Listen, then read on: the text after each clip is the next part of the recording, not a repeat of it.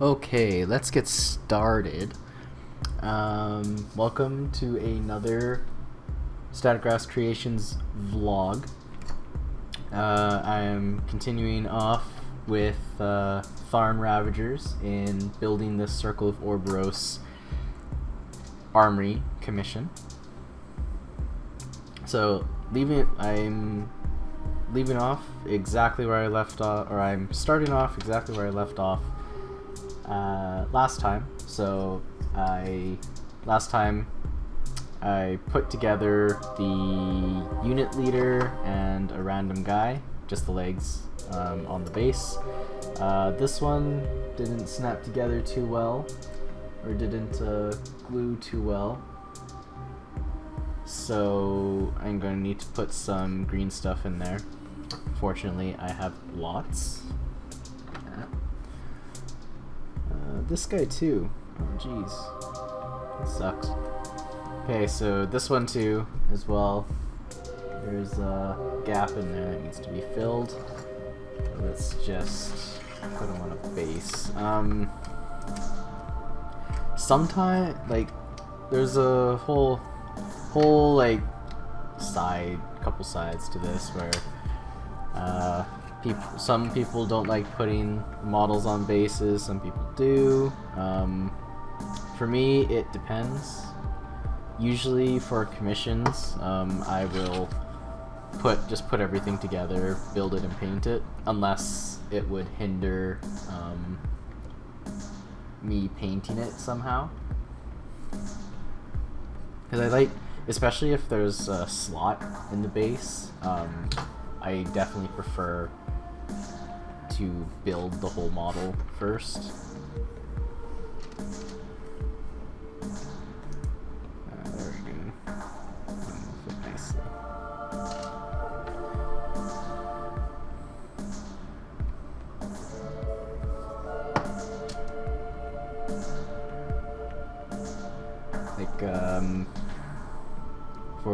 I did Lorgar, Primarch of the Word Bearers. You get them from Forge World. I did that, and what did I do? I'm pretty sure I painted some of him separate from the base, and then I glued him on. Just because, like, he's so detailed, and there's all these little bits and crevices and stuff like that. I would get lost if I built him fully before painting him.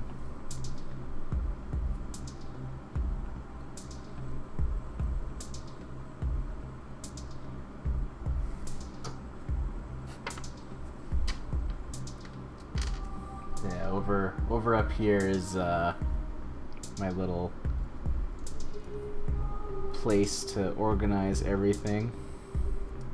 The body's in one place, the legs in another. And you noticed I did change the angle of the camera. It is now up here rather than behind my shoulder. It's actually right beside me. I thought you could get more detail. The camera's closer, so it doesn't have to so I don't have to like zoom in. I can just physically get the camera closer, so everything looks better. It doesn't like get all grainy when it's so far away. We'll see how grainy it is this time, but I do like the camera nice and close. That's what you're supposed to do. Get as close in as possible.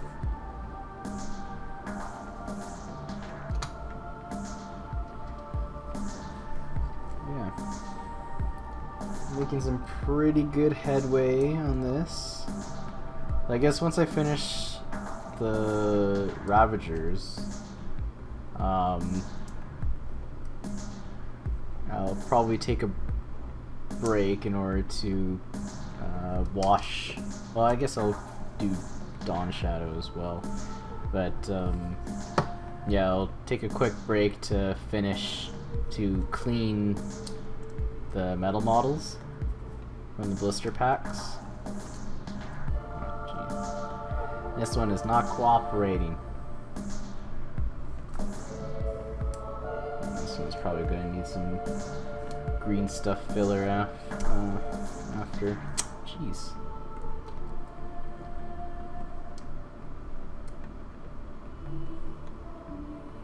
Okay.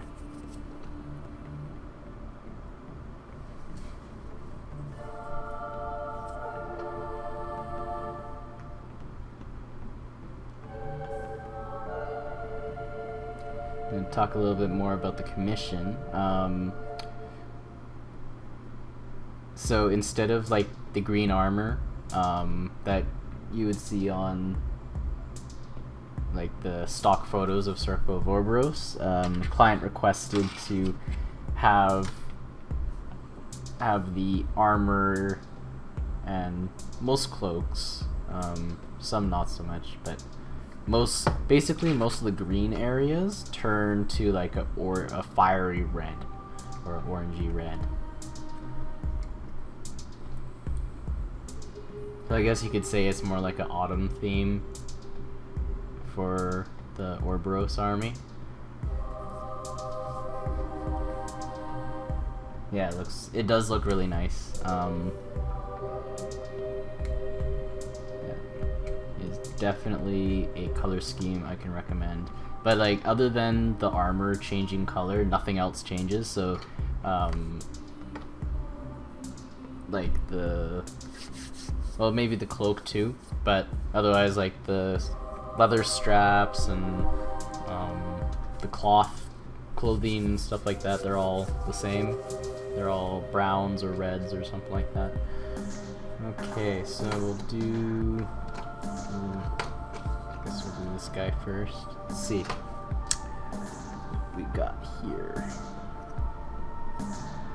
This is a left arm. I guess this.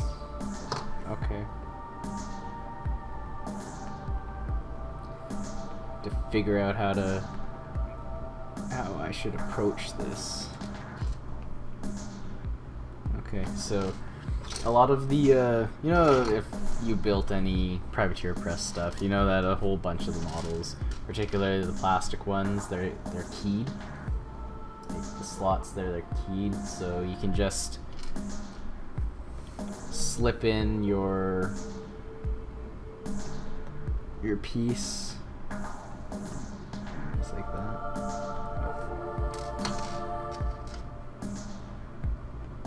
Oh, there we go. There is no other way to like put it together. You have to put it like that. It does help a lot, I have to say.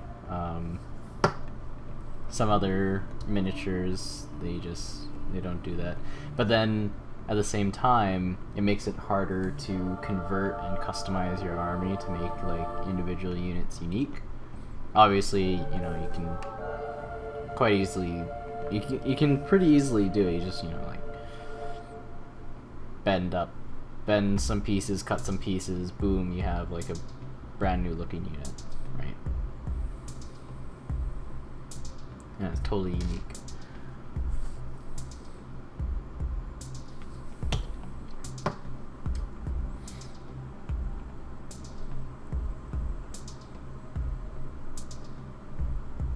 This guy is gonna have it in like a two-handed stance. Like that.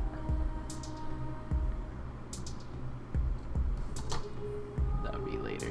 Wait till it dries. Another keyed one. So it looks like what hand is this? The left hand. So some flash and old lines.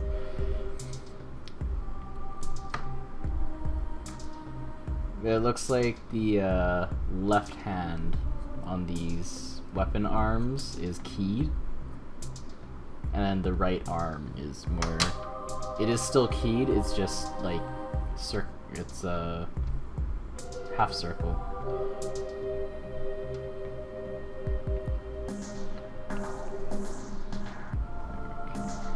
This is another two-handed grasp. whatever this stance is, like a guard stance or whatever.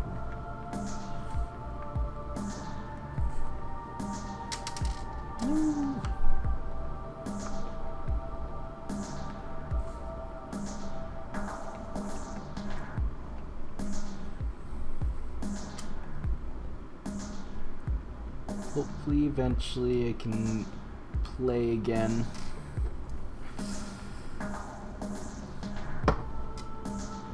I say like I want to play, but I'm actually pretty bad at War Machine in general. I only win games because my opponent is like doesn't know the rules as well as I do. Not that I cheat. I don't cheat. I just I guess the way I use the mechanics is like is just an overall better strategy, simply because I know the rules better. So let's say my opponent, he would like not think about charge arcs or the line of sight arcs and stuff like that.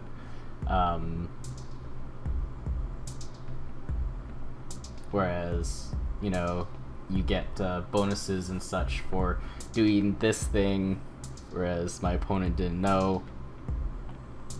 And of course, I don't know that he doesn't know because he doesn't know to ask. And I don't know to mention it or not because I don't know if he knows, right? If that made any sense. And then of course when someone of equal to or better strategy and rules knowledge than me will of course destroy me almost every time. It's kind of sad. Particularly my brother when we used to play. He has Crix, I have Menoth. And every single game I would almost table him. But then of course he would just come around, boom, caster kill, and then I would just like throw up my arms in rage and just quit. No, I wouldn't quit. We'd play another game. But yeah, I'd be like, ugh, verge of victory, and then I just we just like came up with me snatching defeat from the jaws of victory, because that's what happens. My opponent isn't the one doing the actions, even though, you know, he makes a caster kill. It's me screwing up so much that he has the opportunity to kill me in one round. So like I would play, like my favorite caster so far that I've played with Menoth is the Harbinger. And like I don't think I've actually ever won a single battle with her. Except, actually, no, that's true. I don't think I've ever won a battle with her. I know, like, I could stay back, because she has, like, a 20-inch command zone, or control zone, or whatever it's called. But I don't, because I'm a 40k guy at heart, and I just want to go in hard. So, like, I know that a caster kill is an auto win for my opponent. Doesn't matter to me. I still go in. I do my best to like see if I can block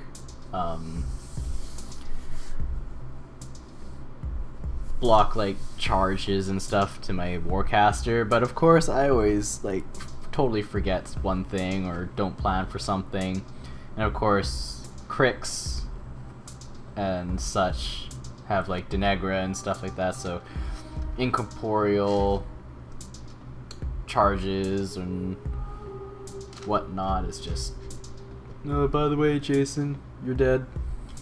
because I can run through this jack here. I can see a sliver of your base. I can run through this jack. He can't attack me. I can attack you, and then now you die. Bye. That's usually how it goes.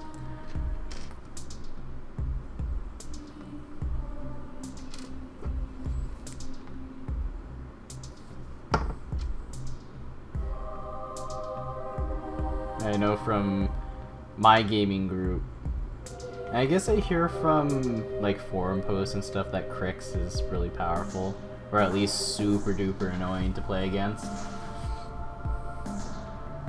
Especially like Bane Knights, Asphyxious, a couple other things. But yeah, my brother always played with P. de Negra, and his win ratio against me was astounding. I can't believe I actually lost that much to him. Just so bad. So, no! Everything's falling apart in my hands. Because I'm stressing out over those games that I'm remembering now.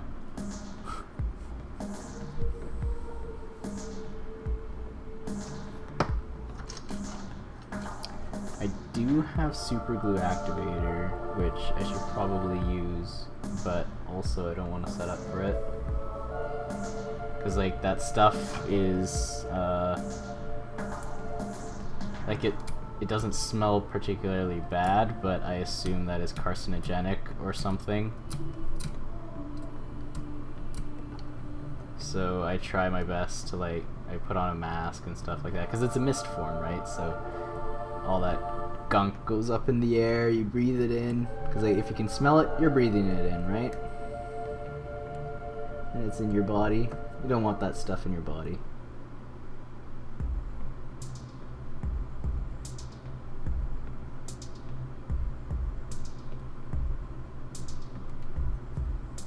I know that's the overly simplistic view of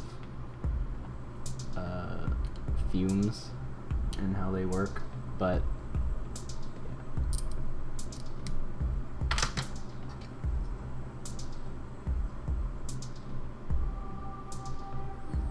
we're gonna put this guy like this, I think. That'd be cool. Like that. Okay, we'll do that. These poses are really good. Some poses for other units are kind of... God damn it! Some poses for other units are a little bit bland sometimes, unfortunately.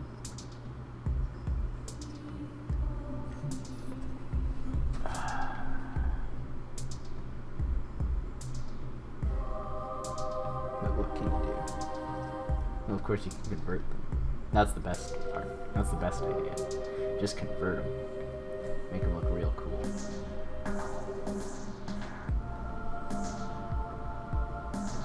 I think in this episode, I'm gonna have it totally finish the Tharn Ravagers. I don't know about starting Dawn Shadow. We'll see.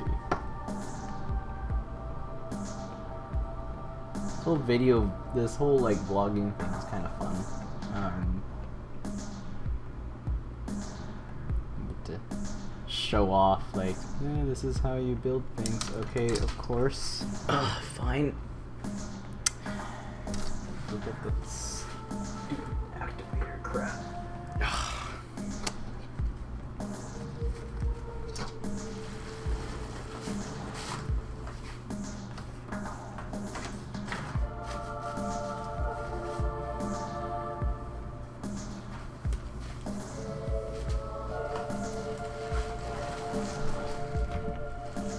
A text.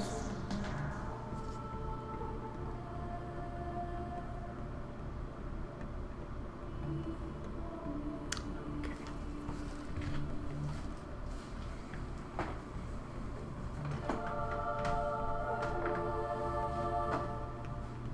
I am all alone for dinner tonight.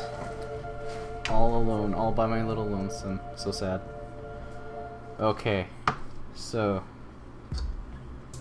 bring in the heavy guns. Side. I use just army painters, like super glue activator. I thought it'd be useful. It does actually like work. Goes really fast.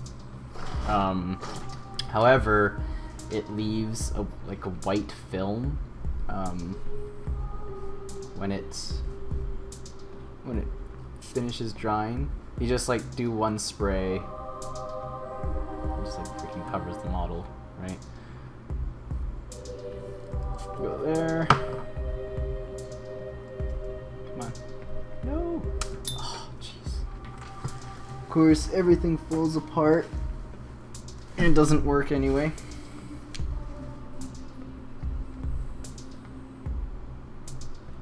Oh, yeah, see? That's the super glue. After it dries from the activator.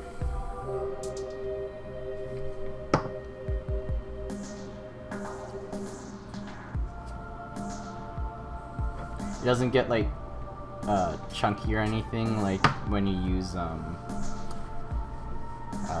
PVA glue and super glue. You don't know what that recipe is. I call it the unholy mixture because it's basically just that.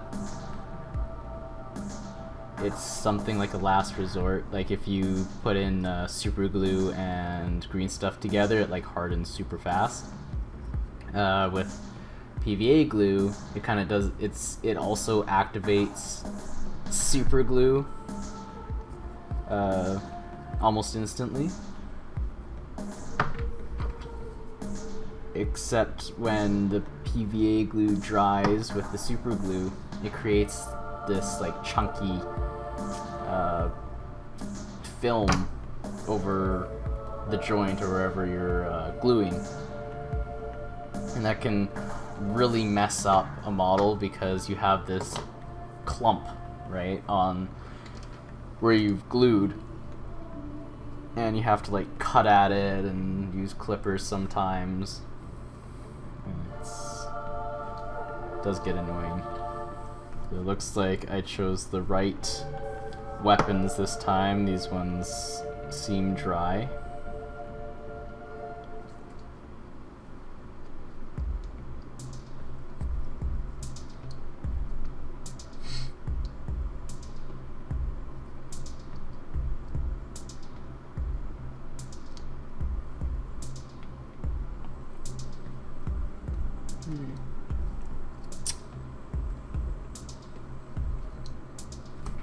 I don't think that one works. We'll just move on to another one.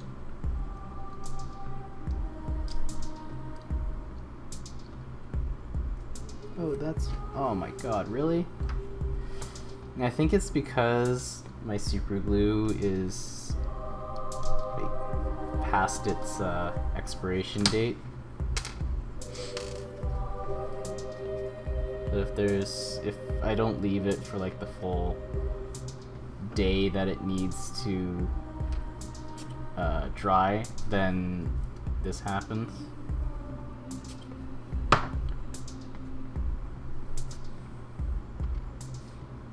It's disappointing, you know?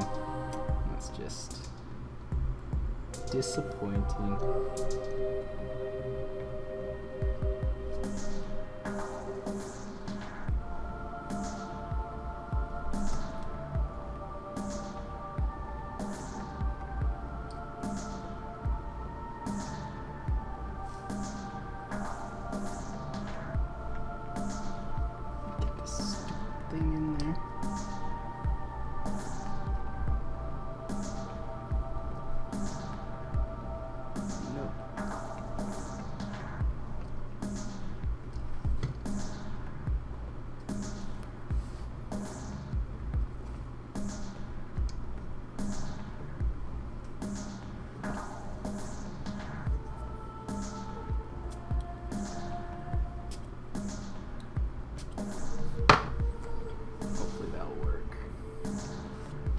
Okay, so next episode I'll just keep continuing this, and I'll just upload another video like this right after it. So yeah, thanks for watching, and I'll see you next time.